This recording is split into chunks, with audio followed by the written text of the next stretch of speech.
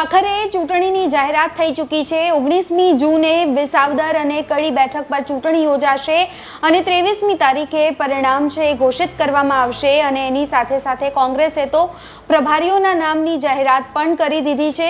સૌથી પહેલા આપણે આ રિપોર્ટમાં એની વાત કરીએ તો વિસાવદર વિધાનસભા માટે પરેશ ધાનાણી, પૂંજાભાઈ વંશ, ઇન્દ્રનીલ રાજ્યગુરુ અને વસરામ સાગઠિયાને ખાસ જવાબદારી વિસાવદરની આપવામાં આવી છે, જ્યારે બીજી બાજુ કડી માટે ગેનીબેન ઠાકોર, જિગ્નેશ મેવાણી, કિરીટ પટેલ અને રઘુભાઈ દેસાઈને ખાસ જવાબદારી કોંગ્રેસે સોંપી છે। આમ આદમી પાર્ટી અત્યારથી જ એક્ટિવ મોડમાં જોવા મળી રહી છે અને એની સાથે સાથે કોંગ્રેસ પણ એક્ટિવ મોડમાં જોવા મળી રહી છે। પ્રભારીઓના નામની ઘોષણા છે એ કરી દેવામાં આવી છે, પરંતુ અહીં સવાલ એ છે કે વચ્ચે એકવાર ચર્ચા શરૂ થઈ હતી કે કદાચ પરેશ ધાનાણીને અહીં મેદાનમાં કોંગ્રેસ ઉતારી શકે છે, પરંતુ એ વાત હવે ખોટી સાબિત થઈ છે, કારણ કે પ્રભારીની લિસ્ટમાં તેમનું નામ છે એ ઘોષિત થઈ ગયું છે। એટલે એક વાત તો સ્પષ્ટ છે કે અહીં કદાચ હવે ખેડૂત ફેક્ટર, જેમ આપણે સૌ કોઈ જાણીએ છીએ કે વિસાવદર ની તાસીર છે ત્યાં સૌથી વધારે ખેડૂતો ખૂબ જ અસરકારક સાબિત થતા હોય છે, જનતા નિર્ણાયક સાબિત થતી હોય છે અને ખેડૂત ફેક્ટર છે એ સૌથી વધારે જવાબદાર હોય છે।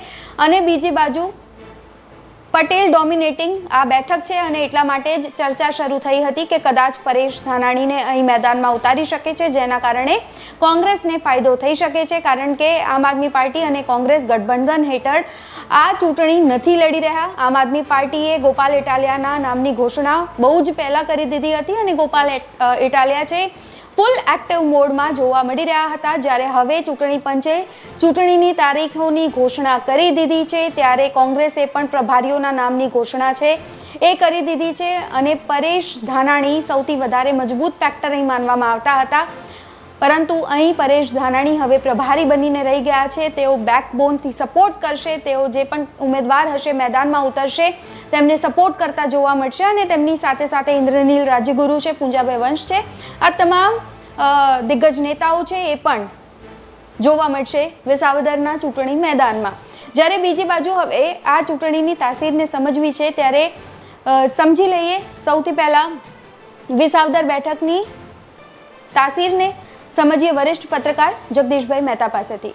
ગોપાલ ઇટાલિયાની જે નજીકના ભવિષ્યમાં સક્રિયતા જોવા મળતી હતી, ખાસ કરીને વિસાવદરમાં, એણે તો અમરેલીમાં પાયલ ગોટી કાંડમાં પણ આવું જ કરેલું, વિંછિયામાં ઘનશ્યામ રાજપરાના કેસમાં પણ આવું જ કર્યું હતું, એ તો ઉતર્યા હતા મેદાનમાં, પણ ઇકો સેન્સિટિવ ઝોન વિસાવદરનું જે મહત્વનો સમસ્યા અત્યારે જે છે ઇકો સેન્સિટિવ ઝોનની, એમાં ગોપાલ ઇટાલિયાની જે સક્રિયતા હતી જોવા મળી, એટલે આપણને એવું લાગ્યું, કારણ કે વિધાનસભાની ચૂંટણી પેટા તો ન્યા જ થવાની હતી, અમરેલીમાંય નહીં અને જસદણમાંય નહીં, વિંછિયામાંય નહીં, ત્યાં એ પ્રસંગોચિત જે એવા એને બધું સ્ટેટમેન્ટ કરી દીધું, બધું કરી દીધું। વિસાવદરમાં તો જનૂનપૂર્વક લડ્યા અને એ લડવાની અસર કેવી હશે એ તમને કહું કે ભૂપત ભાયાણી અને હર્ષદ રીબડિયા જે હવે કમસે કમ ભાજપમાં છે, પહેલા એ આમ આદમીમાં કોંગ્રેસમાં જ્યાં હતા ત્યાં, હવે તો બંને ભાજપમાં છે।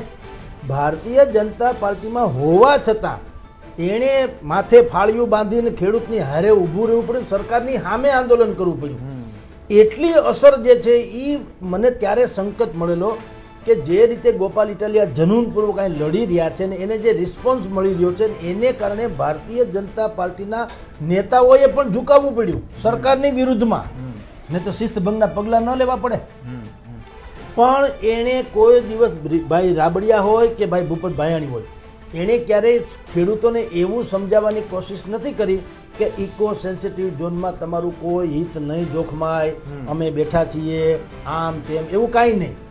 એણે પણ ગોપાલ ઇટાલિયાની જેમ જ કહેવું પડ્યું કે અમે લડી લેવું, ખેડૂત સિવાય કોઈને નામ નથી। શું કામ? વિસાવદરની 170 ગામને સાંકળતી 2.70 લાખની વસ્તી ધરાવતી વિધાનસભા જે છે એ ગુજરાતની શાયદ એકમાત્ર એવી વિધાનસભા છે જેના મતદારોનો આઈક્યુ બિલકુલ બહેતરીન છે, નંબર 1। ત્યાં કોઈનો ચહેરો ન હાલે, કોઈનું સ્લોગન ન હાલે, કોઈનો ઢંઢેરો ન હાલે, કોઈ વાદ ન હાલે કે કોઈ પણ પ્રકારનું ત્યાં ધર્મ, જ્ઞાતિ ઇત્યાદિ કશું જ નહીં। ત્યાં એક મુદ્દાનો કાર્યક્રમ, ખેડૂત, ખેડૂત અને ખેડૂત। કિસાન નેતા તો એ હોવો જોઈએ, ધરતી સાથે જોડાયેલો વ્યક્તિ હોય અને ખેડૂતોના પ્રશ્નોને ધણધણાવી નાખે એમ રજૂ કરનારો હોય। બે લોકો છે, બે પ્રકારના લોકો છે। એક ખેતી પહેલામાં પહેલું વાત એની એ છે કે ખેતી સાથે જોડાયેલો હોવો જોઈએ. મેં ઘણી વખત કીધું, તમને બી કહું કે કુરજીભાઈ ભેસાણિયા સંસદીય સચિવ હતા. કુરજીભાઈ ભેસાણિયા જેમાં જુઓ આ વિસાવદર કેવું છે, એમાં કિસાન હોવો જોઈએ, બીજું કાંઈ નહીં, બીજું ગમે એ પક્ષમાં હોય, પક્ષ મેટર નથી કરતા. એ લોકો જનતા પાર્ટીમાંથી જીતાણા, કોંગ્રેસમાંથી જીતા, અપક્ષ તરીકે જીતા, કિમલોપમાંથી જીતા, ભાજપમાં આવ્યા તો જીતા. કુરજીભાઈ ભેસાણિયા 5 વખત જીતા. કનુભાઈ ભાલાળા એ પણ મંત્રી રહી ચૂક્યા છે. હવે એ પણ તમે જો જીતા, કિસાન, એની આગળ શું લાગે, કિસાન સંઘના નેતા. અત્યારે પણ આ રીબડિયાભાઈ ને ભાઈ ભૂપત ભાયાણી છે, એ બંને કિસાન નેતા છે, ભાજપ નેતા નથી કહેતા લોકો. તમે જુઓ, કિસાન નેતા, જેમ વિઠ્ઠલ રાદડિયાના સહકારી અગ્રણી કહે છે, ભાજપ ઠીક, સહકારી અગ્રણી. અપક્ષમાં મહેન્દ્ર મસરૂ, તટસ્થ અને નિષ્ઠાવાન ને સારો સેવક, મહેન્દ્ર મસરૂની છાપ. એને કોઈ ભાજપ કોંગ્રેસ એ કાંઈ મેટર ન કરે. એમ અહીંયા વિસાવદરમાં જે કિસાન નેતા હોય, એક તો એનો મેળ પડે, પછી બાકીને બધું જ ગૌણ થઈ જાય. આયાતી બાયાતી કુછ નહીં, પક્ષ એ કુછ નહીં. આયાતી હોય તો કેશુભાઈ આયાતી જ ગણાય આમ જુઓ તો. પણ જીતાડ્યા હતા, હાલાકી એ સ્ટેટ લેવલનું એનું ચહેરો ગણાય, પણ કેશુભાઈ જીતા ને. હવે કેશુભાઈ જીતા એટલે આ વિસાવદરની બેઠક જે છે એ સ્ટેટ લેવલની થઈ ગઈ. પેટા ચૂંટણી હોવા છતાં સ્ટેટ લેવલની, ટૂંકમાં ત્યાંથી મુખ્યમંત્રી બનેલા, એટલે એ વીવીઆઈપી કહેવાય ખાસ કરીને.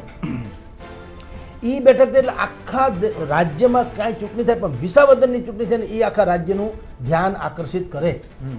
હવે અત્યારે આ જ કન્ડિશનમાં ત્યાં કિસાન નેતા સિવાય કોઈ ચાલે એમ નથી, એ કન્ફર્મ છે. કોઈ પણ પક્ષ હોય તો આમ આદમી પાર્ટીએ તો ઓબ્વિયસલી ઉતારી જ દીધો છે ને. એને તમે સ્વાભાવિક જ છે, ગોપાલ ઇટાલિયાને તમે માની જ શકો કે એ યુવાનોના આઇકોનિક વાતો કરનારી વ્યક્તિ છે.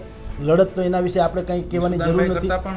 ઓબ્વિયસલી બિલકુલ. તમે એના સોશિયલ મીડિયા એકાઉન્ટ્સમાં તમે એના ફોલો જુઓ. મને તો લોકો કહે છે, આપણી પાસે ટાઈમ નથી, જેટલા લોકો કહે છે લાખોની સંખ્યામાં એના ફોલોઅર્સ છે, એ શું સૂચવે છે કે એની લોકપ્રિયતા ચરમસીમાએ છે. બીજું થોડોક થિંક ટેન્ક વાળો વ્યક્તિ પણ છે ને, હાવ ઉડજુડ તો છે નહીં. એની પ્રત્યેક વાત લોજિકલી તો હોય છે. એક પીઆઈ, જે મહિલા લેડીઝ પીઆઈ જે છે, એણે એક સંમેલનમાં એમ કીધું કે પાટીદારના છોકરાઓ કુસંગે ચડી ગયા છે ને દારૂ બહુ પીવે છે. રાઈટ. તો ગોપાલ ઇટાલિયાએ એનો કાઉન્ટર એટેક કઈ રીતે કર્યો ખબર? કે બેન, સારી વાત છે તમે બહુ ચિંતા કરી સમાજની, પણ તમે પોલીસમાં છો. દારૂ પીવે છે પાટીદારો વધારે, એ હકીકત કદાચ હશે, તમે કહો છો એ પ્રમાણે, પણ પીવે છે એનો અર્થ એમ છે કોક વેચે છે ને, કોક ક્યાંકથી મળે છે ને.